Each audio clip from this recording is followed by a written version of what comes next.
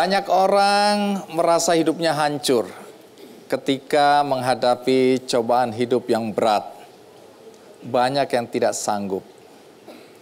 Hari ini saya mengundang 3 perempuan yang justru sebaliknya.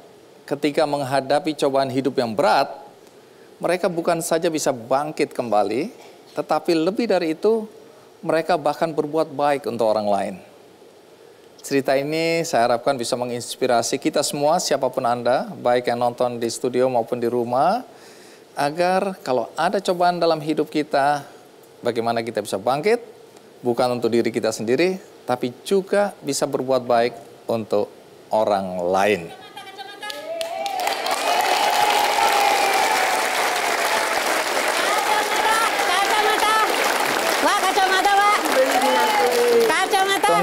Tunggu. Stop. Halo. Tanggung bang, banyak orang, prospek. Prospek bang. Tunggu. Ini studio, bukan tempat jualan. Iya sekali-kali bang, biasanya saya di jalan bang. Tunggu, Anda kesini dulu. Anda siapa? Sini dulu. Bentar bang, tanggung. Jangan jualan, tolong diamankan ini. Bang Andi, katanya baik, kok pelit amat bang? Kalau di TV kelihatannya baik, aslinya enggak. Ya udah, bentar nanti saya jualan lagi ya.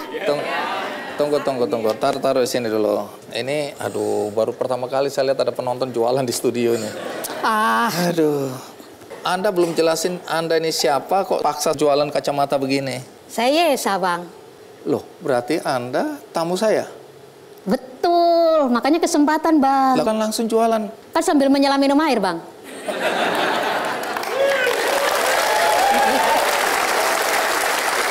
Silakan duduk. Yesa, lupakan sebentar kacamatanya boleh nggak? Siap. Tapi ada yang bagus nggak ya? Iya, ada bang. Coba kita lihat. Ada bang, harus bang. Yang mana cocok buat saya? Tolong pilihkan. Iya. Nah.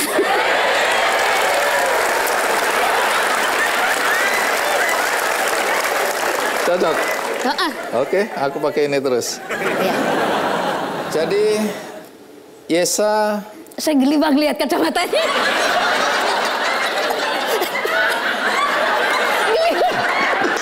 Apa yang salah penonton? Apa yang salah? Jangan bang. Perut saya sakit bang.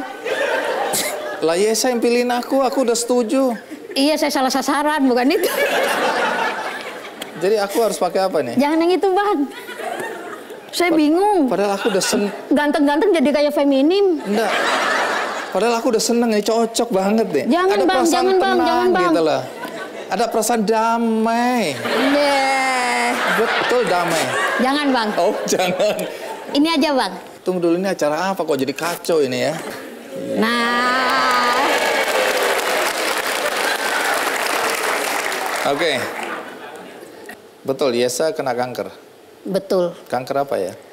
Kanker payudara, tapi sudah metas menyebar ke beberapa anggota tubuh.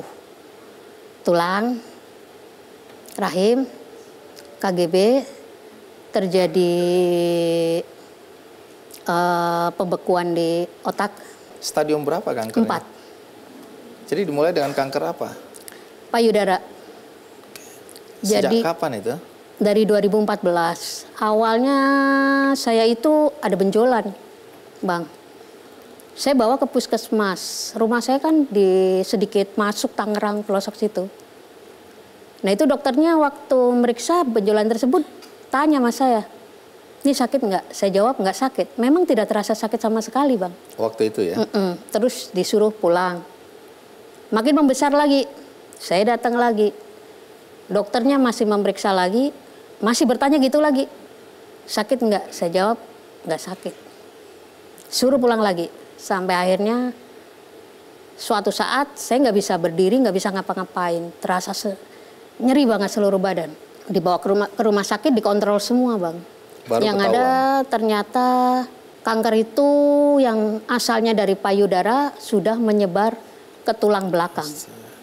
Itu yang membuat saya nggak bisa berjalan, nggak bisa melangkah. Jadi Yesa ini pekerjaannya apa sekarang ini? Jual kacamata bang, kayak tadi itu. Oh, pantesan. Saya dari tadi dipaksa. Tapi omong-omong kenapa gelap ya studio ini ya? Hah? Oh, gara-gara kacamata ini. Yesa ini kan mulai jadi pembicaraan di media sosial waktu itu. Saya tahunya dari media sosial. Nah, semua ribut tentang Yesa. Saya bilang, dari mana sumber keributan? Ternyata ada satu nama yang selalu bikin ribut. Namanya Birgaldo Sinaga. Selalu bikin ribut. Nah, Birgaldo sudah ada bersama kita. Coba cerita, apa yang membuat waktu itu Anda tergerak hatinya untuk menulis ya di media sosial Anda begitu panjangnya kisah tentang Yesa? Yesa ini yang sangat istimewa karena banyak orang sakit itu dia meminta dibelas kasihani, bahkan merasa tidak berguna lagi. Tapi Mbak Yesa malah membuat pertolongan bagi orang lain, sehingga saya melihat dia ini orang yang luar biasa.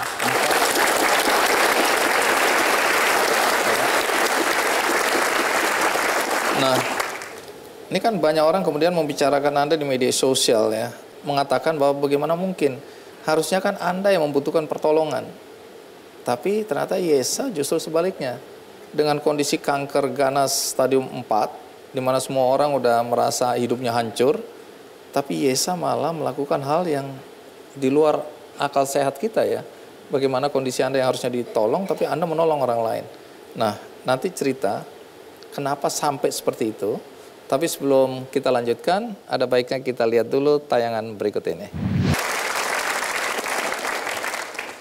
Ya, menarik kalau dengar tadi pengakuan adik ya, bahwa dengan kondisi yang juga perlu perawatan, malah keliling ke kamar-kamar membesarkan hati orang-orang ya.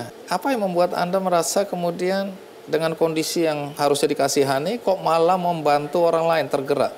Apa yang terjadi? Ketika kita melihat teman sesama kanker menangis, otomatis kita ikut sedih, ikut menangis. Itu menurut saya energi terkuras banget, Bang. Saya merasakan sendiri.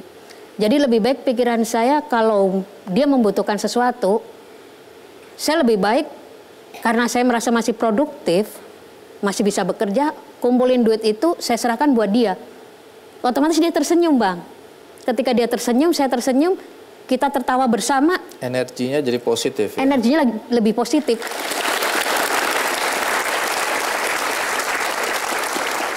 Bagi saya kalau orang pertama kali menghadapi kalimat kanker, apalagi stadium 4, yang pertama dalam benak adalah mati, pasti itu. Saya pun berpikir kayak gitu, mati. Tapi dalam pikiran saya mati pun harus yang positif. Ketika saya memang waktunya nanti saya pergi, saya udah membuat orang banyak tersenyum. Saya lega. Ketika saya terakhir operasi ke-9 kemarin, waktu operasi saya merasa damai sekali loh. Waktu mungkin itu waktunya lah.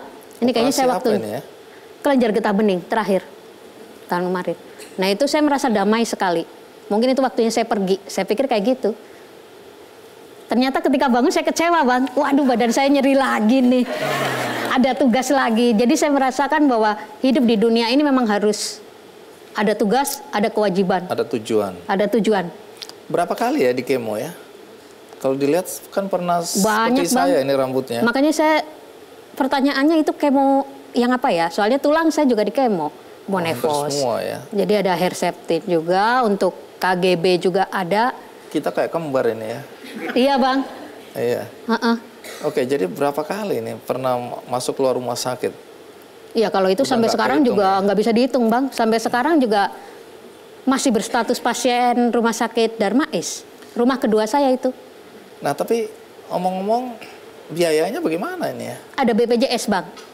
Oke. Jadi ketika saya jualan setidaknya minimal kalau badan lagi fit dapatlah 100, 150. Itu keuntungan bersih atau? Enggak, maksudnya omset 150, 300. Makan saya seharian di warteg juga 10.000 dapat. Lainnya saya simpan aja tabung buat. Simpan berapa? Berapa ya sisa? Ya adalah kadang 50, kadang 100. Bagi saya nabung duit buat apa? Ntar kalau saya mati juga buat apa, Bang? Nggak saya bawa. Mendingan saya bagikan ke teman-teman aja. Sesama kanker. Ini kan sekarang betul-betul profesinya jualan kacamata ini ya? Iya Bang. Oke, stop Gitu. sampai di situ dulu. Nah, nanti cerita lebih jauh ya. Siapa orang yang menerima bantuan dari Yesa ya? Tapi sekarang kita lihat dulu, ikuti terus Ki Kandi.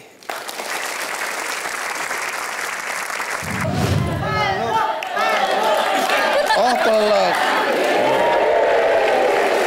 Sehat selalu ya. Amin.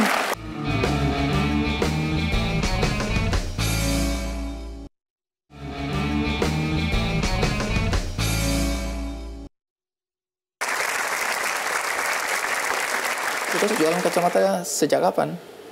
2 tahun yang lalu. 3 tahun sih. Jadi jualan di mana? Di perempatan Pagedangan di BSD. Setiap hari di situ. Setiap hari dari jam 6 sampai jam 6. Tapi kalau lagi kondisi jelek atau hujan ya tutup, Iya. nggak jualan. Nah, kalau dilihat kan tadi disebutkan katakanlah penghasilan 100, 200 ribu, 300 ribu. Terus kemudian makan 3 kali. Terus yang disimpan untuk kemudian didonasikan ya, untuk membantu orang lain. Saya itu kalau ngomong donasi bukan sih Bang ya. Apa? Pokoknya saya kumpulin beli yang menurut saya itu teman saya butuh. Tapi Jadi tunggu dulu. kayak Yesa kan butuh juga untuk obat-obatan, untuk kesehatan, vitamin dan lain-lain. Bagaimana itu? saya sehat aja, saya menganggap saya sehat. Buktinya saya bisa jalan ke sini aja bisa tuh. Nah, lalu uangnya dipakai untuk bantu orang, bantu apa misalnya? Jadi ketika ada semisal 2 juta, 3 juta, terus ada orang salam tempel, tahu nggak Bang? Nggak tahu. Ya kalau orang sakit kan suka dikasih amplop Bang. Oh, Kamu sakit ya? Iya. Nih, kan biasanya suka dikasih. Nah itu saya kumpulin juga. Ntar saya borong apa kek, kursi roda. Atau kalau anak saya lagi butuh apa, ya saya kirim buat anak saya. Yesa tadi cerita bahwa sebagian uang hasil penjualan kacamata itu disisihkan untuk kemudian membantu orang lain ya. Nah, siapa saja yang dibantu dengan uang yang disisihkan ini? Sebagian teman-teman sesama kanker. Oke. Tapi kadang ada telepon yang meminta, maksudnya bukan orang kanker, tapi dia nggak punya kaki, semisal atau apa. Penyandang disabilitas. Heeh, Diminta apa? Kursi roda ya? heeh. Ya saya kasih juga. Saya kadang-kadang bertanya-tanya ya, apa sih kebahagiaan didapat dengan nolong-nolong orang seperti itu? Seneng aja Bang. Mereka, jadi saya punya teman berbagi. Kita seneng aja yang tadi saya katakan. Mereka tersenyum, saya tersenyum. Jadi energinya kayak berlipat. Dan itu semacam terapi juga buat Yesa ya? Iya, itu salah satu terapi saya juga. Ketika kita membahagiakan orang lain, di situ juga saya bahagia. Poinnya adalah memang keinginan berbuat baik karena energi kebaikan itu yang membuat Yesa merasa juga berguna dalam hidup dan itu sebagai terapi juga. Iya, dan persiapan saya. Persiapan dalam kutip, kalau memang nanti waktunya saya pergi, saya udah ngerasa nggak ada beban. Saya tidak pernah menyalahkan takdir kanker pada saya. Saya tidak menyalahkan siapapun. Setidaknya saya cukup bahagia. Saya pergi, saya pernah berbuat sesuatu. Meski itu bukan yang hebat-hebat banget kayak gitu, bukan. Tapi saya merasakan pernah bersama teman-teman sesama kanker. Pernah tersenyum bersama. Makan bersama juga pernah gitu. Baik, Yesa, ini kita kan nggak tahu rencana Tuhan dalam hidup kita ya. Tapi kalau Yesa merasa apakah tanda kutip takdir untuk kena kanker stadium 4, kanker ganas ini ya, itu sebagai sesuatu yang diterima dengan ikhlas, ya, tawakal juga. Tapi di lain sisi kan kita tahu banyak orang yang tidak siap, merasa hidupnya hancur karena dikasih titipan penyakit kanker. Nah, bisa nggak Yesa sampaikan sesuatu buat teman-teman yang senasib, yang kena kanker, tapi mungkin tidak bisa tampil seperti Yesa seperti ini ya, ceria dan bahkan membantu banyak orang. Ada sesuatu yang bisa disampaikan nggak untuk membangkitkan semangat mereka? Hidup itu adalah kesempatan. kesempatan kita untuk berbuat baik. Kita tidak tahu kapan dipanggil. Tapi setidaknya kita sudah memiliki modal saat mau dipanggil. Bukan modal harta atau apapun, setidaknya modal. Modal amal kita yang kita bawa.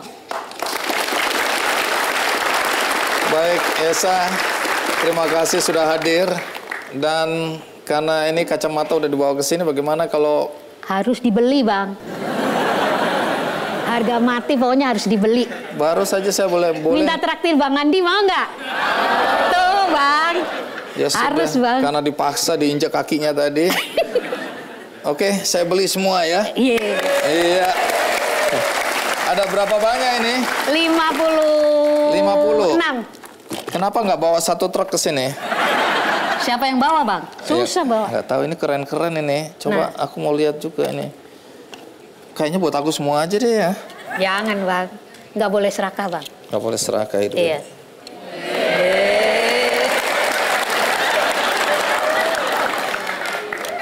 Oke, jadi ada 50 kacamata. Betul. Bagaimana kalau dibagikan ke penonton?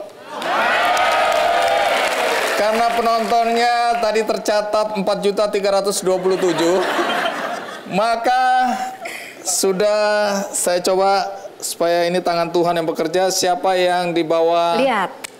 kursinya ada pita warna hijau ini, dia akan mendapatkan 1 kacamata dari Yesa. Baik, terima kasih. Silakan duduk kembali ya. Bang. Ya. Karena abang kan sudah memborong semua. Iya. Saya senang banget. Iya. Dan sebagai bentuk ucapan terima kasih saya pada abang, saya kasih jaket yang berisi semangat untuk teman-teman kanker. Oh, peluklah teman-teman. Ini dulu, Bang. Penyandang. Oh, ini dulu, depan dulu. Cancer is not the end. Jadi cancer ini bukan akhir dari segalanya. Terus yang belakangnya, peluklah temanmu yang kena cancer. Oke, buat aku ya. Ya. Boleh pakai nggak? Harus, Bang. Oh, harus pakai. Oh, peluk. Sehat selalu ya. Amin.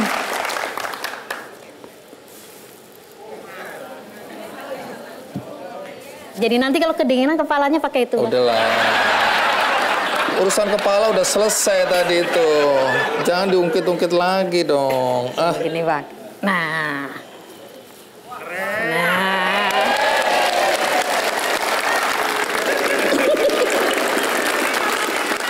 Oke, terima kasih Yesa. Inspiratif banget kisahnya ya. Tetap semangat. Kami mendoakan Yesa yang terbaik ya. Amin. Sampai jumpa lagi ya. Terima kasih, Bang. Kita berikan aplaus sekali lagi untuk Yesa.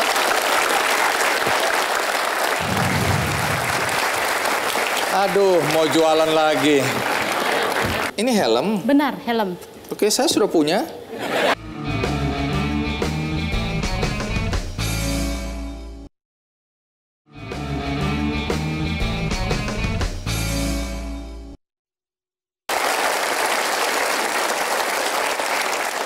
Dokter memvonis matanya terancam buta. Setelah melalui masa-masa yang sulit dalam hidupnya, dia bangkit dan tergerak hatinya untuk melakukan perbuatan baik. Siapa dia dan apa yang dia lakukan? Mari kita sambut Funiwati Sucipto. Aduh, mau jualan lagi. Pak Kenapa Andi, tamu mau jualan? Coming datang ini bawa helm. Mau jualan? Iya. Loh. Aduh. Tapi ada maknanya loh nih, Pak Andi. Tunggu, apa maknanya? Ini helm? benar helm. Oke, saya sudah punya. Ini helm istimewa karena istimewa. mengandung amal di balik helm ini. Mengandung amal di balik helm ini? Iya, karena pertama saya akan mendonasikan semua hasil penjualan helm ini untuk satu pasien warga negara Indonesia yang kini berada di Bangalore, India. Karena warga Indonesia? Iya, anak kecil. Berarti ada cerita di sini ya? Ada cerita. Terus juga Lainnya apa ini? Pempek. Ini jualan utama. Oh, terima kasih buat saya ya. Iya, tapi bayar nanti ya, transfer. Kenapa kalau berhubungan perempuan selalu ada urusan uang? Oh iya, the power of emak-emak begitu. Iya, mirip istri saya. Oh, nggak beda Semua jauh. persoalan 11-12. harus ada uangnya. Benar, Benar? benar sekali. Tapi ini mengandung arti. Ini juga ada Nanti, artinya. iya dong, kita berbagi, membantu anak-anak yang tidak mampu, yang sakit. Nah, nanti ceritakan. Silahkan duduk. Kita berikan aplaus buat Funi. Funi, Ya, karena saya sudah punya helm, ada 2 helm. Kita undi aja ya. Oke, ini helm pertama, judulnya Be a Good One. Siapa yang mendapatkan helm ini? Namanya Timon Suteja. Pak Timon, sini. Silakan maju. Baik, berikutnya. Berikutnya yang dapat adalah Vira Monica. Baik, Vira namamu. Baik, Vira, ini buat kamu. Iya, selamat ya. Kamu naik motor? Naik motor. Tolong digonceng Pak Timon ya. Karena kalau tidak, masa naik angkot pakai ini. Oke, kita berikan aplaus untuk Pak Timon dan Vira. Terima kasih. Ya, boleh kembali ke tempat. Nah, saya panggil Funi ya. iya. Funi asalnya dari mana? Lubuk Linggau, Sumatera Selatan. Pekerjaan Anda sekarang apa, Funi? Saya wira swasta untuk berjualan pempek Jualan di mana itu? online saya. Oh, online. Iya, online. Tapi kok bawa helm tadi?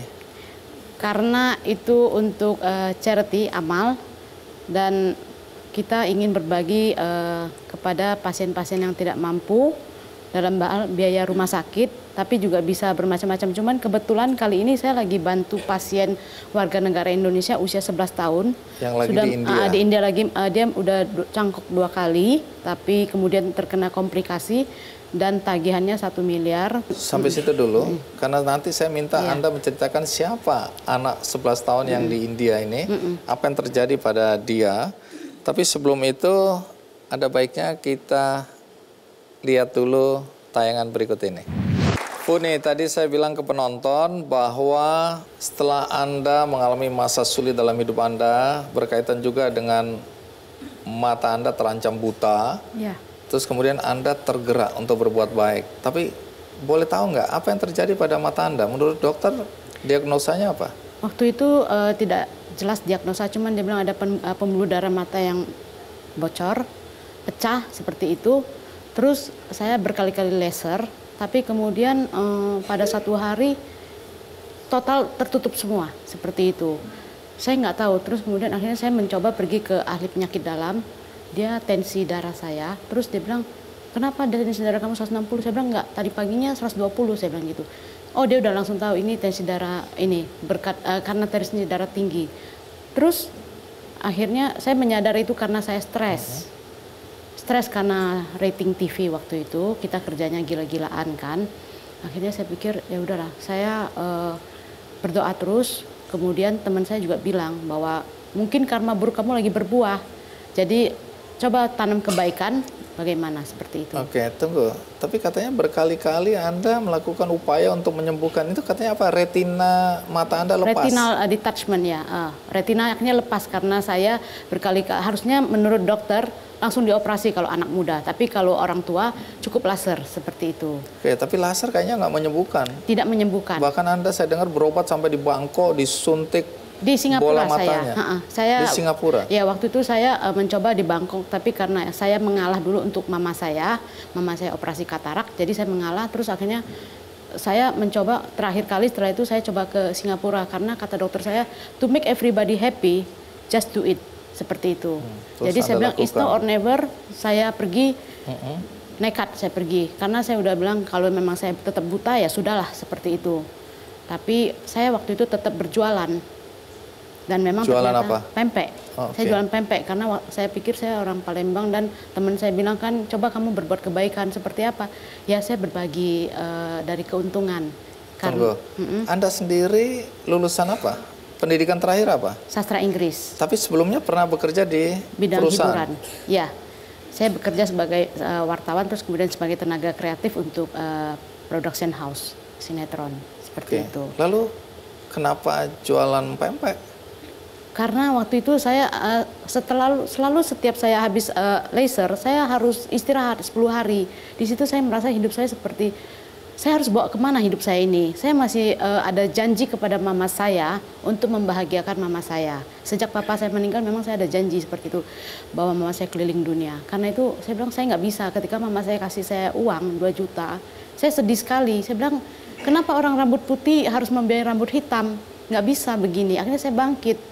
Saya berusaha sekali untuk tetap bekerja, menyetir, tapi kemudian ketika saya lagi menyetir di tengah jalan, seperti ada benang jatuh, hitam, saya bilang apa ini? Ternyata saya tahu itu darah. Ya udah, akhirnya tetap benar-benar tertutup, karena waktu itu saya pulang kampung, jaga mama saya lagi sakit, terus pulang saya mau ngajak pembantu makan, ternyata sudah tertutup darah. Jadi berapa lama masalah mata ini menjadi kendala buat Anda beraktivitas? 5 bulan. Nah, nanti cerita ya, soal tadi Anda kan sebutkan bahwa ini adalah buah dari karma buruk, begitu menurut Iya, buah teman-teman. dari karma buruk. Nah, nanti Anda ceritakan apa ini maksud itu, dan apa yang menggerakkan Anda untuk melakukan perbuatan baik. Iya. Tapi sekarang kita rehat sejenak, ikuti terus Ki Candy. Saya nggak ingin lagi saya buta, karena buta itu susah, dan saya memohon pada orang itu susah sekali, Pak Andi.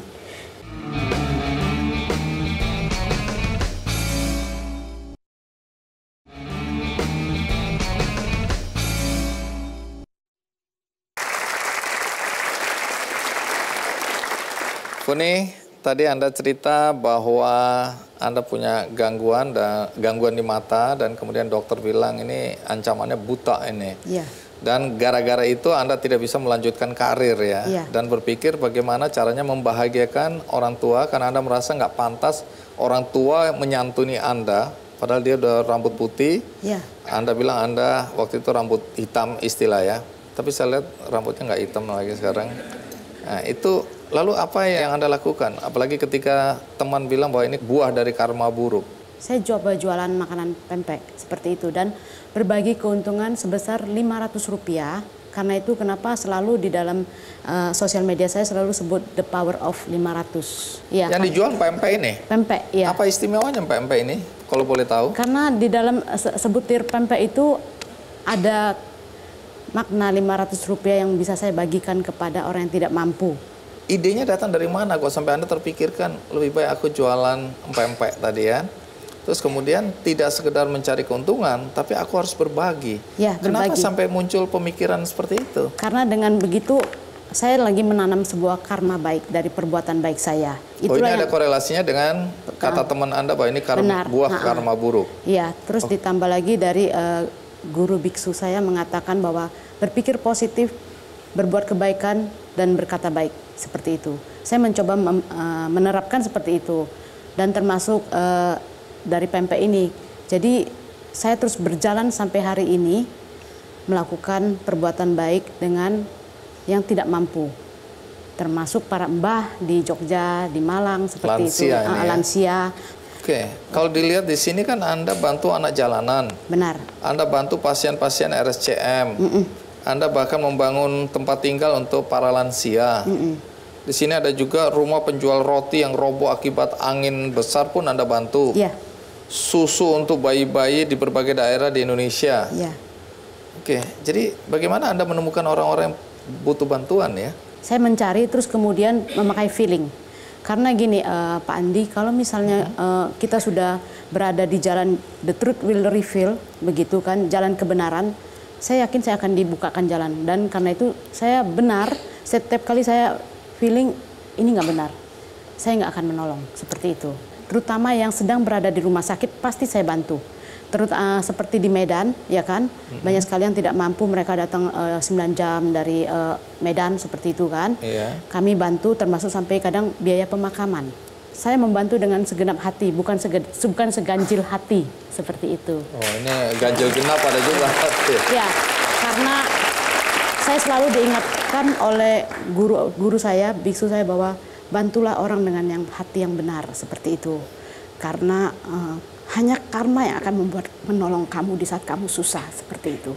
Dan saya nggak ingin lagi saya buta, karena buta itu susah, dan saya memohon pada orang itu susah sekali, Pak Andi. saya pernah memohon orang ketika saya mau menjual apartemen saya mohon sampai saya bilang, tolong kamu jangan bilang dengan saya tawar 20 juta. Nanti kalau saya sudah bisa sembuh, saya akan bayar balik uang itu, tapi tolong jangan. Tapi pada saat itu saya susah sekali sehingga saya akhirnya saya rugi besar waktu itu, tapi saya bilang ya udahlah. Saya yakin ini memang jalannya dan saya tidak perlu berhutang sama orang lagi seperti itu. Jadi saya operasi 2 kali, terus juga saya berjanji pada bruder dari gereja Katolik di Magelang, Muntilan. Waktu itu dia mendoakan saya. Lalu waktu itu saya cuma bilang satu hal, bruder, saya percaya sebuah mukjizat, saya bilang gitu. Saya yakin saya bisa melihat. Kata bruder iya. Terus dia berdoa terus dengan darah Yesus gitu. Saya nangis walaupun saya beda agama. Terus saya bilang gini, bruder, saya janji kalau misalnya nanti saya sembuh, saya akan kirim bruder ke Lourdes. Dan itu tercapai walaupun dengan susah. Pada saat itu saya kerja, saya dapat bonus. Saya kirim bruder. Itu saya tepati janji. Karena itu saya bilang ketika saya sudah mengatakan ini satu hal, saya akan tepati. Jadi kalau ada orang yang mau memfitnah saya, tidak bisa seperti itu. Dan kemudian kata biku saya bahwa saya tahu bahwa penyakit tidak mengenal agama, Pak Andi. Karena itu saya membantu semua agama. Ini tidak bicara agama ya, kemanusiaan di atas segalanya. Kasih sayang ya. Tapi Anda ngomong Anda jual, ini tadi bilang online. Online aja. Itu berarti jual ini lewat semua orang dari media. mana aja bisa beli ya? Iya benar. Yang beli biasanya dari mana aja? Dari seluruh Indonesia, terus kadang saya kalau ke Singapura berobat saya bawa. Jualan juga. Jualan di sana? Iya, just tip. Wah, sama seperti Yesa ini. Pokoknya ada lihat prospek sedikit masuk gitu ya. Benar. Tapi Saya kerja pun saya bawa pakai mobil, saya tinggal kirim kemana seperti itu. Oke. Nah, tadi soal bantu itu bukan cuma bantu di Indonesia, karena saya lihat di sini Anda juga bantu printer ibu-ibu penyintas Down syndrome di India. Iya, autis waktu itu. Autis, dan juga baju untuk anak-anak di panti asuhan di sana. Iya. Bagi susu juga. Iya. Sampai ke India. Sampai ke India waktu itu. Nah, sekarang cerita anak yang Anda sedang bantu di India ini siapa tadi? Anak umur 11 tahun ini. Ini dia warga negara Indonesia dari Kalimantan yang berobat ke India dengan harapan karena cangkok murah. Seperti itu. Ini cangkok apa ini? Cangkok sumsum tulang. Karena dia penderita anemia aplastik. Seperti artinya, itu. Anemia itu tidak bisa memproduksi sel darah. Iya, jadi akhirnya dia cangkok, tapi dua kali itu udah 2 kali karena pertama dia gagal, terus akhirnya yang kedua kali dia cangkok lagi, ternyata kena komplikasi GVHD yang. Kenapa Anda yang harus berusaha membantu biaya pengobatannya? Karena sudah tidak ada yang mau membantu, kata mamanya. Karena orang sudah minggir semua, ngeri katanya gitu. Karena ini parah sekali dan tagihannya 1 miliar seperti itu. Saya bilang, Anda berani, wong Anda cuma jual empek-empek, mohon maaf nih ya. Karena saya pernah bawa pasien anak tukang beca dari Medan ke Singapura untuk kemo. Dan dia anak waktu tukang itu, beca Anda ya, bawa anak ke tukang Singapura? beca, ya. Karena menurut saya gini, orang tidak mampu pun berhak untuk sembuh. Jadi saya bilang ya udah saya bawa aja. Karena di sini dia dibilangnya paliatif, sudah tidak bisa diiniin dengan tumor mata yang besar sekali, ya kan?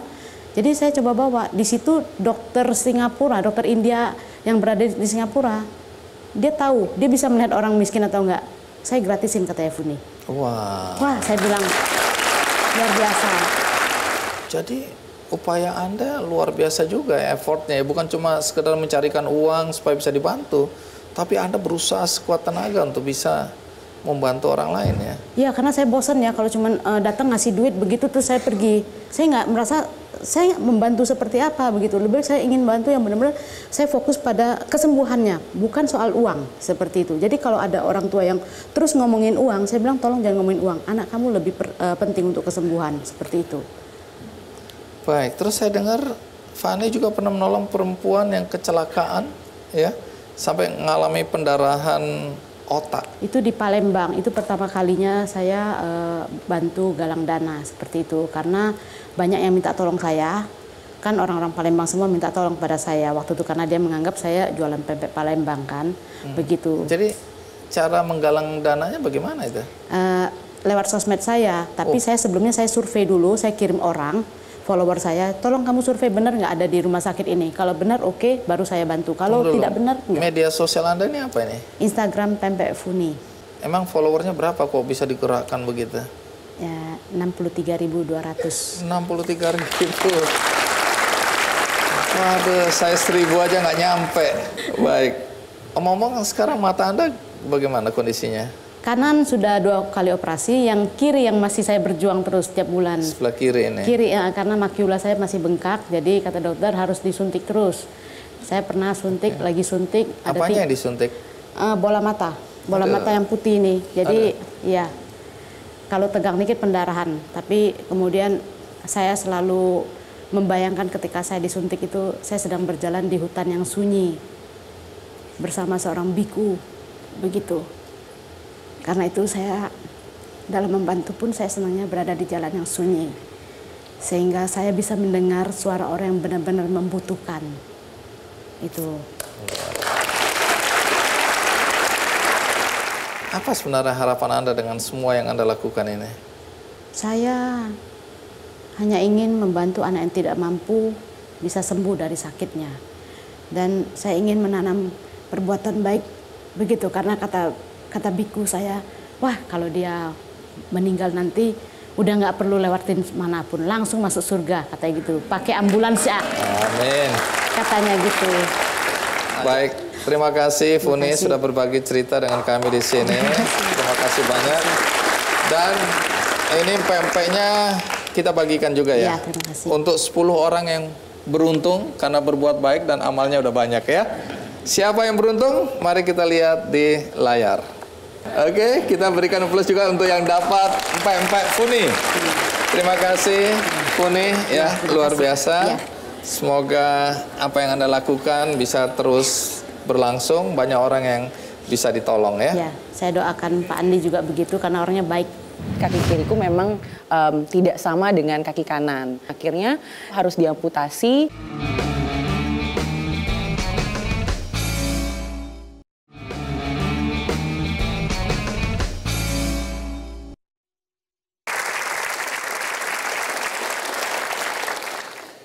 Berikutnya, seorang perempuan muda menjadi istimewa karena ketika dia berumur 1 tahun, kakinya harus diamputasi.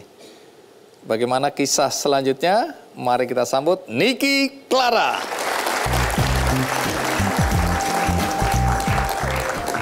Niki, apa kabar? Halo, Bang. Tunggu. Yang saya bayangkan yang keluar adalah seorang wanita dengan 2 tongkat. Kemudian tertatih-tatih, tapi faktanya tidak seperti itu. Jadi apa yang salah dari omongan saya ini? Oh, aku kayak model keluarnya ya. Model, iya. Ya, aku pengguna prosthetic leg atau kaki palsu. Oke, ini dia Niki Clara. Kita berikan aplaus. Jadi itu kaki palsu. Iya, benar. Sejak kapan kakinya diamputasi? Kalau misalnya aku boleh ceritakan, ini sumbernya langsung dari Mama di sana gitu. Mama mana Mama? Terima kasih juga sudah hadir.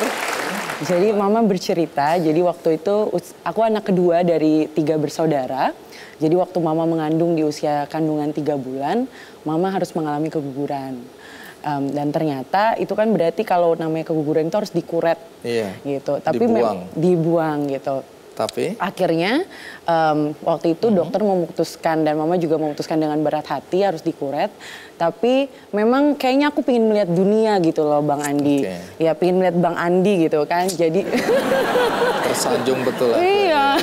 Jadi dan akhirnya setelah 2 minggu setelah dikuret ternyata aku masih berkembang di dalam perut. Waktu saat dikuret itu kan berarti ada bagian tubuh yang terbuang. Terus? Nah, akhirnya ketika Mama melahirkan aku, ada bagian tubuh yang di bagian kiri, kaki kiriku memang tidak sama dengan kaki kanan. Tapi memang waktu itu jarinya 2 dan perkembangannya memang tidak sama. Akhirnya di umur 1 tahun, si jari-jari yang waktu itu hanya 3, itu harus diamputasi dan disesuaikan untuk bisa menggunakan kaki palsu. Niki masih umur 1 tahun? Yes. Yes. Ada nggak perasaan kemudian marah gitu pada orang tua? Kenapa nggak tunggu aku dewasa untuk kemudian kita diskusikan keputusannya? Karena ini kan kaki-kakimu. Umur 3 tahun, 4 tahun kan namanya anak kecil tuh kan pasti ingin bertetangga, bermain. Tapi aku dijuluki adalah Niki si kaki boneka. Akhirnya aku nanya sama mama, kenapa sih aku harus pakai kaki palsu gitu? Kenapa aku harus pakai kaki boneka gitu? Terus ada satu perkataan yang memang mama, papa waktu itu selalu bilang ke aku adalah, apapun kekurangan kamu, yang kamu harus tunjukkan adalah kelebihan kamu. Sebelum cerita sedikit perjalanan hidup, termasuk di dalam pendidikan, kita lihat dulu liputan berikut ini. Bagaimana Niki, ini kan waktu kecil oke lah diolok-olok, kemudian pasti tahapan-tahapan dalam pendidikan ya, biasanya di SD ya, mulai dibully, dirundung ya, perundungan terjadi. Nah, masa-masa itu bagaimana Niki menghadapinya?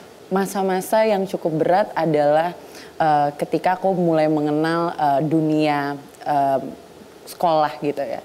Tapi satu hal yang aku sangat bersyukur adalah support system. Dari keluarga dan dari sahabat-sahabat aku. Ketika aku nangis pulang ke rumah, mereka bilang, ayo jalan keluar, tetap harus tunjukin bahwa kamu tuh bisa. Ketika aku di sekolah yang aku dibully, tetapi seluruh keluarga besarku selalu bilang bahwa yang harus kamu tunjukkan adalah kamu bisa berprestasi. Dan ketika kamu bisa berprestasi, yang akan dipandang oleh orang lain adalah prestasi kamu, bukan kekurangan kamu. Lalu pendidikan terakhirmu apa? S2. S2? Yes. Di manakah itu? Di ITB. Jurusan Bisnis Administrasi, MBA. Setelah lulus, ini kan maaf, selalu orang akan melihat ketika orang melamar pekerjaan. Apa ada masalah ketika melamar pekerjaan dengan kaki seperti ini? Almarhum papa itu orang Jawa Timur dan beliau itu dulu angkatan. Jadi memang didikan yang aku terima itu keras, tapi bukan berarti keras itu tidak membentuk aku dan membangun aku. Almarhum pernah bilang gini, pokoknya kalau kamu misalnya nggak berprestasi, jualan ikan aja di pasar, kayak gitu. Maksudnya dalam takut arti, anak kecil ini ya namanya masih jualan anak ikan. Jualan ikan gitu kan, kok serem banget gitu. Nah, tapi akhirnya dari situ aku berpikir bahwa kalau misalnya aku ada satu pintu yang tertutup ketika aku mendaftar pekerjaan, aku harus membuka kesempatan-kesempatan yang lain. Awal pertama aku bekerja adalah aku membentuk IO, event organizer dengan teman-temanku. Kemudian aku di media massa dan berakhir di perusahaan multinasional. Ketika ngobrolin perusahaan multinasional, aku menjadi the only marketing representative at Indonesia. Dan aku harus connect dengan beberapa marketing Southeast Asia Pacific yang memang aku bluntly speaking bahwa I'm a disability but I can prove it myself bahwa aku bisa bersaing secara performansi kerja dengan teman-teman yang non-disability. Stigma persepsi tentang disabilitas itu pasti cukup tinggi, terutama dalam dunia lingkungan pekerjaan ya Bang Andi ya. Tetapi dengan prestasi yang kita punya dan kemampuan dan kapasitas yang bisa aku tunjukkan, itu membuat aku merasa bahwa oh ternyata persepsi itu adalah pemikiran orang lain yang mungkin dia dapatkan dari historical atau apa yang dia temui sebelumnya. Tetapi ketika kita bisa menunjukkan apa yang kita punya, mudah-mudahan dia juga berubah. Yes, dan kita secara jenin menunjukkan dan hard worker juga, dan mereka itu bisa berubah. Tapi kejadian itu berubah ketika aku lulus S2 dan aku menonton Mbak Angki di acaranya Bang Andi juga waktu itu. Di acara apa itu? Kalau tidak salah Big Circle. Big Circle. Big Circle di tahun 2017. Terus Mbak Angki menceritakan tentang social enterprise-nya Disable Enterprise. Kemudian mamaku nyamperin aku. Mamaku bilang, Dek, kamu nggak mau tahu tentang komunitas disabilitas di Indonesia? Terus aku bilang, buat apa mah? Gitu. Aku bertemu dengan beberapa teman disabilitas yang menurut aku mungkin mereka bisa menunjukkan prestasinya mereka sendiri. Terus aku kontak Mbak Angki di Instagram. Dan Mbak Angki menceritakan dan aku bilang, Mbak, I really want to do something to disability community at Indonesia. Dan istilah aku adalah aku nginjek bumi kembali. Nginjek bumi kembali. Nginjek bumi kembali. Salah aku lihat kamu kan aktif juga di media sosial. Yes. Kamu tidak malu memperlihatkan kakimu yang palsu ini, ya? Kelihatannya nggak ada masalah gitu. Sementara banyak juga perempuan yang menyembunyikan kekurangannya, ya, atau berusaha menyembunyikan. Kamu kayaknya santai aja. Kamu memperlihatkan kaki palsumu dengan gembira, ya. Sama seperti Yesa juga memperlihatkan bahwa aku memang kena kanker, so what, gitu ya, gembira. Tadi Funi juga ya melakukan perbuatan baik dengan gembira. Jadi ada kesamaan ini. Nanti cerita ya, apa yang kamu lakukan dan kenapa kamu begitu percaya diri memperlihatkan kakimu yang palsu itu. Oke. Kita rehat sejenak, ikuti terus Ki Candy. Nangis bahagia ya. Banyak sekali anak. Karena ada terbayang banyak sekali orang-orang yang bisa ditolong.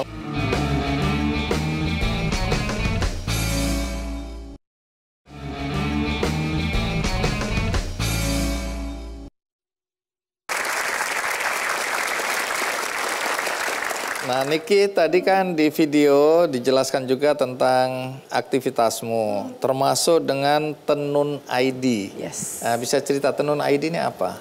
Jadi Tenun ini adalah sebuah social enterprise yang aku kembangkan dengan tim di Makassar, ada Tiwi, kemudian Fadli, kemudian ada Ojan dan tim-tim lainnya. Kami memiliki misi untuk pemberdayaan terhadap teman-teman disabilitas dan ibu-ibu penenun di Indonesia Timur. Tenunnya ini kita ambil dari 5 daerah di Indonesia Timur, itu ada dari Kupang, kemudian ada dari NTT, kemudian ada dari Toraja, kemudian ada dari Lombok, kemudian ada dari Bima, dan beberapa daerah Indonesia Timur juga yang menghasilkan kain-kain tenun. Jadi kalau ditanya kenapa sih harus Indonesia Timur gitu kan ya. Yang pertama, prevalensi jumlah populasi teman-teman disabilitas di Indonesia Timur itu adalah yang terbesar di Indonesia, 12,7%. Kemudian ini yang menjahit ini pemberdayaan pada penyandang disabilitas, dan perempuan. Kalau disable itu apa? Pelatihan training atau kita meningkatkan kapasitas dan kapabilitas teman-teman disabilitas sebelum kita salurkan ke ranah-ranah pekerjaan yang memang sesuai dengan kemampuan teman-teman disabilitas. Jadi dibekali keterampilan dulu. Benar, dibekali keterampilan. Jangan sampai kemudian orang bilang, kalau penyandang disabilitas itu bikin susah aja ya. Tidak, dia memberikan kontribusi dimanapun dia berada. Yes. Oh, itu tujuannya. Nah, kalau berdaya bareng. Nah, berdayabareng.com ya? Berdayabareng.com, sebuah platform untuk memberikan lowongan-lowongan pekerjaan bagi teman-teman disabilitas dan juga pelatihan bagi teman-teman disabilitas secara digital. Oke, jadi ini urusan penyandang disabilitas dan kaum perempuan ya. Benar. Nah, ini dijual di mana ini barang-barang tenunan ini? Oh, yang dipakai Niki juga. Yang dipakai ini ya, ini juga. Ini adalah waktu itu kita produksi untuk ekspor juga dan untuk beberapa clients banking di Indonesia. Yang buat adalah penonton. Jadi kalau jual di mana ini? Kalau currently kita masih online. Online di namanya apa? Instagram dan website. Kalau Instagram kita ada @tenon_id, tenoon_id, dan website kita tenoon.id. Terus dampaknya buat penyandang disabilitas atau kaum perempuan apa dengan adanya kegiatan seperti ini? Dampaknya yang pasti adalah mereka mempunyai pendapatan tetap. Dan walaupun market kita masih 90% adalah Indonesia market, tapi kami sudah beberapa berhasil untuk ekspor ke Brunei, ke Manila, dan terakhir adalah Jepang. Kita bisa lihat ya dampaknya. Soal keberanian Niki untuk tampil apa adanya, memperlihatkan ya. Karena kalau lihat Instagramnya Niki, waduh, tuh kadang-kadang posenya menunjukkan bahwa nggak ada masalah dengan kaki. Apa itu yang mau disampaikan? Aku bisa bilang mungkin kayak Mbak Yesa, so what? I'm already proud to by myself. I'm really proud to be who I am. Dan this is me. Gitu. Jangan melihat dari kekuranganmu, tapi lihat apa kelebihanmu. Dan kalau kita lihat prestasinya udah luar biasa, bukan untuk diri sendiri ya, tapi juga untuk orang lain. Nah, dengar-dengar kita mau bagi ada 6 ya produk ya ada 6. untuk penonton. Baik, kita lihat ada 6 penonton yang beruntung mendapatkan produk-produk dari Tenun. Sebelum kita tutup, ada baiknya saya undang kembali Yesa untuk naik ke atas panggung ya. Kemudian juga Funi. Karena apa? karena selama ini Kikendi bekerja sama ya dengan PT Telkom. Kami bersama-sama mendorong, mendukung ya para penyandang disabilitas. Bahkan kami memberikan penghargaan berupa Gantari Award ya, PT Telkom ya, luar biasa mendukung itu. Nah, dalam konteks ingin mendukung apa yang dilakukan oleh Funi, Yesa, dan Niki ya, berbuat baik pada orang-orang lain, termasuk di dalamnya adalah teman-teman saudara-saudara kita penyandang disabilitas. Karena itu hari ini para pimpinan dari PT Telkom hadir dan Pak Edi Wicara ya, Direktur Human Capital Management dari Telkom, saya undang untuk naik ke atas panggung. Ya. Terima kasih Pak Edi ya. Pertama tentu saya ingin Anda mengomentari cerita dari 3 perempuan hebat yang ada di hadapan kita ini. Apa komentar Anda? Bentuk nyata gitu ya. Kira-kira yang kita semua bisa lihat bagaimana energi yang terpancar dari narasumber kita yang hadir hari ini. Semua positif, tidak ada keluhan, semua melihatnya ke depan. Dan ini harusnya menginspirasi kita semua bahwa keterbatasan itu tidak ada. Yes. Setuju. Nah, saya dengar oleh karena itu Anda ingin memberikan apresiasi ya. Nah, apa apresiasi yang ingin Anda sampaikan? Ya, tentunya tetap semangat begitu. Tularkan tadi ke semua pihak, saya yakin semua yang melihat akan terinspirasi tadi. Dan kita berharap juga nantinya semua ikut peran serta untuk mendukung programnya teman-teman ini. Dan kami di Telkom, kita juga ada program yang sudah rutin kita lakukan. Ada beberapa yang sifatnya pelatihan, termasuk yang digital kalau mau nanti kita kolaborasikan. Itu sebagai energi tambahan, semoga Yes. balik lagi mengundang yang lain juga untuk turut serta begitu. Baik. Nah, bentuk apresiasinya apa? Mari kita lihat. Jadi masing-masing kita support untuk lebih maju lagi. Jangan dilihat angkanya mungkin Bang. Mudah-mudahan nanti yang lain juga ikut. Amin. Dan partisipasi menambah semangat kita semua. 50 juta rupiah untuk kami. untuk masing-masing ya. Semoga yang ini beneran ini. Hidup Telkom. Hidup Telkom. Hidup Telkom. Kalau ini saya bikin nangis Bang, bener. Jangan nangis. Tadi katanya nggak boleh sedih. Tapi kalau duit banyak nangis. Oh, kalau duit banyak nangis. Nangis bahagia ya. Tapi saya ingin tahu apa harapan Anda dengan dukungan yang Anda berikan sehingga mereka tentu bisa memberikan lebih kepada orang-orang yang membutuhkan. Tapi harapan Anda apa? Harapan kita tidak berhenti dengan hari ini. Telkom juga akan support karena kita punya, selain kerjasama dengan Bang Andi juga, kita punya Telkom Difabel Care juga. Bahkan beberapa karyawan kami memang kita sediakan space untuk teman-teman yang difabel di Indonesia. Sengaja merekrut ya para penyandang disabilitas untuk bekerja di PT Telkom. Telkom Group. Ya. Telkom Group. Ini doa saya. Kemarin temen minta sebuah kaki namanya Ibu Pur. Harganya 15 juta. Saya ngomong, tunggu saya PET scan dulu ya. Tunggu saya PET scan, nanti kalau saya ada rezeki, saya belikan kurs kaki. Harganya 15 juta itu. Ternyata Dan Tuhan mendengar langsung ya. Ibu Pur dapat Bu. Ya. Dan tentu semua punya rencana masing-masing untuk membantu saudara-saudara kita ya. Dan bagi Anda semua, jangan lupa Anda yang nonton di rumah juga, nanti di bulan Juli pada saat Telkom berulang tahun akan ada penghargaan untuk para penyandang disabilitas dan orang-orang yang selama ini mendukung, mensupport, memberikan kesempatan kepada para penyandang disabilitas. Dan penghargaan itu namanya Gantari Award. Ya, terima kasih Telkom. Nah, sekarang saatnya saya berbagi buku dulu. Pak Edi bisa nggak bantu saya bilang, apakah semua bahagia? Gitu. Siap. Apakah semua sudah menerima buku ini? Apakah semua bahagia? Terima kasih. Nah, kebahagiaan yang sama ingin saya bagikan bagi Anda yang di rumah. Anda juga punya kesempatan untuk mendapatkan buku bagus ini. Caranya mudah, dengan ikut kuis di Twitter Kick Andy Show. Kemudian Anda juga masih bisa mengikuti undian di kickandy.com. Dan satu lagi, bagi Anda yang baru mengikuti episode kali ini dari tengah, jangan khawatir, karena episode ini ditayangkan ulang di metrotvnews.com, juga di YouTube Kick Andy Show.